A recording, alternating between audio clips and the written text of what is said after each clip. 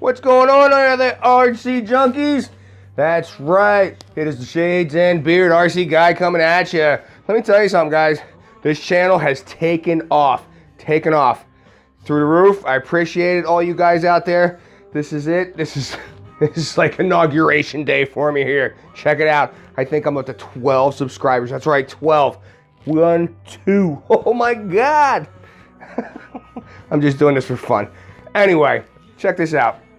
I took out the Redcat Gen7 Pro that we've been talking about. I did a couple videos on. Took it out this weekend with the guys on a really cool crawl we did.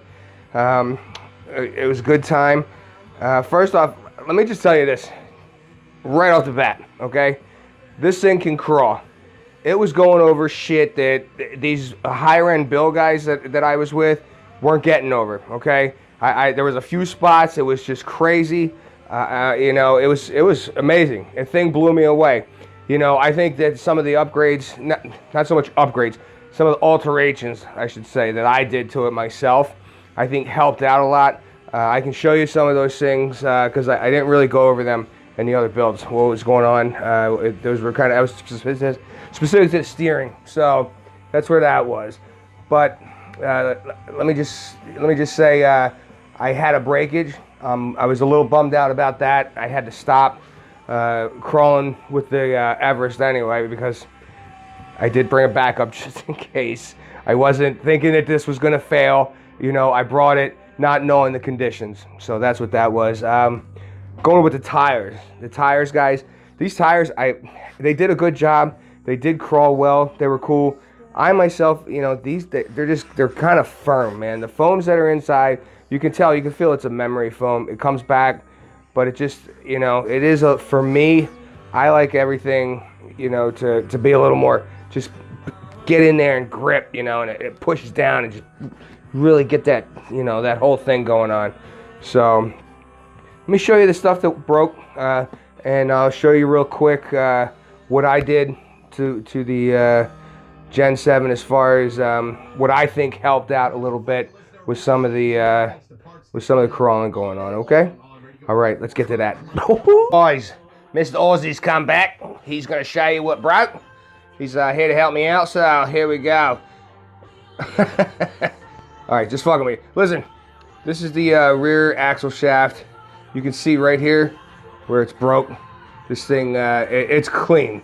That is a clean break. I mean, it's crazy. It's right in the middle. This was not from a fall. This was not from, you know, too much torque.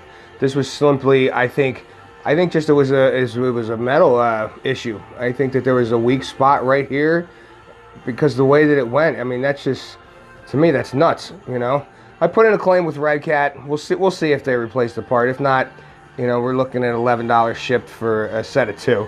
You know, which, you know, I don't think I should pay that $11. I think they should replace it. I think that's on them. But that's where it broke. That's what happened. So, you know, all in all, not a bad day though. I got some good crawling out of it, and you know, it did a really good job. I want to show you a couple of the things that I was talking about. Come up here and you will see. Here's the rear bumper, okay? The rear bumper on this thing, it used to stick out, and it was probably like, you know, way out here, man. I sucked it in. It was pretty much as far as that I could. It's not all the way in still. There's still one more hole. But if I brought it all the way in, it looked retarded on the back with the way that the bumper is, with the body. You know, it just went inside the body. It tucked itself in there. You know, kind of like on a cold day, fellas, just tucks itself away. Here's the front. All right, up here in the front is actually all the way in. Now, this thing was sticking, I'm talking like miles out. I was so far out. It was ridiculous. I didn't understand. And with it being plastic up in here, you hit one thing, this was going to snap. That was going to snap in a heartbeat, you know? If you took a good tumble, forget about it. That was gone.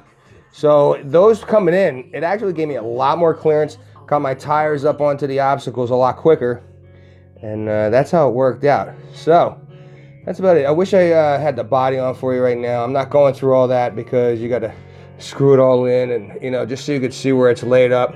I did a little bit, you know, nothing on the front, a little bit of modification on the back of the body. I just, you can see notched it up a little bit, only so that that when it is on that hinge and it comes up, it's not scraping right here on the back of the bumper, because it was giving a little bit of scrape back here, but now it's fine. Everything's working good.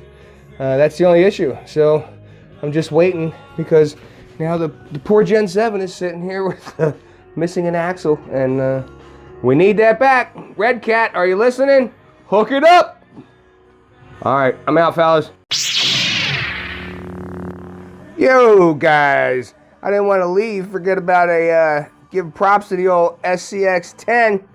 This was my deadbolt. Did a little bit of converting to it, as you see. This bad boy runs on 2.2s, some big fatty balloon tires.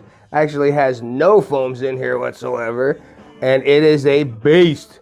Thank goodness I had this on my backpack when my Everest Gen 7 broke down, because I would have been bummed out, man. I would have been done with the crawl, and this thing came through. This thing ripped right at the end.